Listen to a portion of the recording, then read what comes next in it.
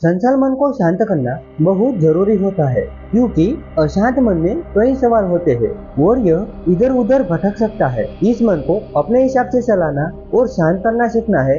तो चलिए इस गौतम बुद्ध की कहानी से जानते हैं। हम सभी जानते हैं कि व्यक्ति का मन बहुत ही चंचल होता है। यही कारण है कि मन अशांत रहता है और कई तरह के सवालों का जन्म भी अशांत मन के कारण ही होता है। यदि आप जीवन में शांति चाहते हैं तो इसके लिए जरूरी है मन को शांत करना। लेकिन मन को शांत कैसे किया जाए, उसके लिए हम गौतम बुद्ध की कहानी से जानेंगे। गौतम बुद्ध की कहानी के माध्यम से आप जान सकते हैं कि मन को शांत करने का क्या तरीका है। एक बार एक लड़का गौतम बुद्ध के पास जाकर कहता है, मेरे जीवन में बहुत अशांति है, कृपा करके आप मेरा मार्गदर्शन करें, जिससे मेरे मन में आने वाले अनेक विचारों से मैं छुटकारा पा सकूं। गौतम बुद्ध लड़के से जीवन की अशांति का कारण पूछते हैं। लड़का उत्तर देता है, अत्यधिक विचारों के कारण मेरे भीतर बहुत सारे विचार आते हैं, जिससे मेरा मन अशांत रहता है। बुद्ध मुस्कुराए और कहा, ऊपर आकाश की ओर देखो और बताओ कि तुम्हें सूर्य दिख रहा है। लड़का ऊपर देखता और कहता है कि गुरुजी, ऊपर धूप दिख रहा है।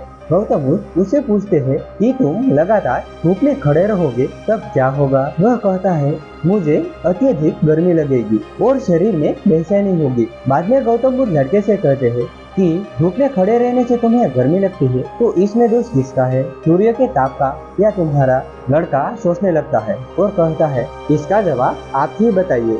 गौतम बुद्ध कहते हैं, सूर्य का काम है ताप देना और ताप का काम है गर्मी देना। ऐसे में तो दोष तुम्हारा ही है कि तुम धूप में जाकर खड़े रहे, जिस कारण से तुम्हें गर्मी लगी। तुम्हें अगर शीतलता चाहिए तो तुम्हें छांव में जाना पड़ेगा। धूप में जाओगे तो तुम्हें गर्मी ही होगी। ठीक इसी तरह चंचल मन का भी स्वभाव होता है, विचारों और भावनाओं को जागरूक करना। विचार क्षण भर के लिए होता है, लेकिन विचार से पैदा हुई भावनाएं कई समय तक टिकी रहती है। लेकिन यह तुम्हें निर्णय लेना है कि तुम्हें विचारों और भावनाओं के साथ चलना है या अलग ही दिशा में जाना है। गौतम बुद्ध कहते हैं, मन को शांत करने के लिए तन के व्यायाम पर काम करना सबसे आसान तरीका है। शरीर के स्तर पर हमारी कर्मेंद्रिया और ज्ञानेंद्रिया है। कर्मेंद्रिया कर्म से और ज्ञानेंद्रिया ज्ञान से जुड़ी होती है।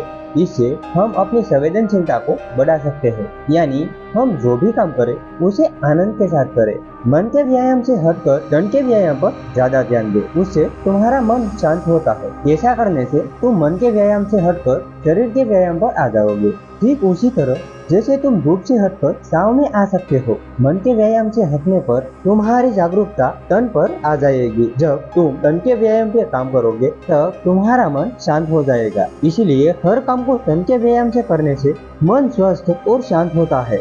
लड़का बुद्ध से कहता है, अपने भीतर के सुर को कैसे सुने। बुद्ध ने कहा, किसी शांत स्थान पर जाकर, जहाँ शांति हो वहाँ जाकर अपनी आंखें बंद करो और मन के भीतर चल रहे शोर को छोड़ भीतर के शोर को सुनने की कोशिश करो। शोर निरंतर चलता रहता है, लेकिन बाहर के शोर के कारण तुम अपने मन के भीतर चल रहे शोर को सुन नहीं पाते। जब तुम अपने दोनों कानों को अपने हाथों से बंद कर अपने मन के सुर को सुन सकते हो, इस तरह तुम अपने मन की अशांति से दूर रहोगे और तुम्हारा मन शांत हो जाएगा। तो मित्रों, हमारी यह कहानी अच्छी लगी तो लाइक करना ना भूलें और ऐसे ही धार्मिक कहानी के लिए हमारे इस चैनल को भी सब्सक्राइब करना ना भूलें, क्योंकि इस चैनल पे ऐसे ही धार्मिक वीडियो आते रहते हैं। आप सबको हमारी तरफ से राधे कृष्णा।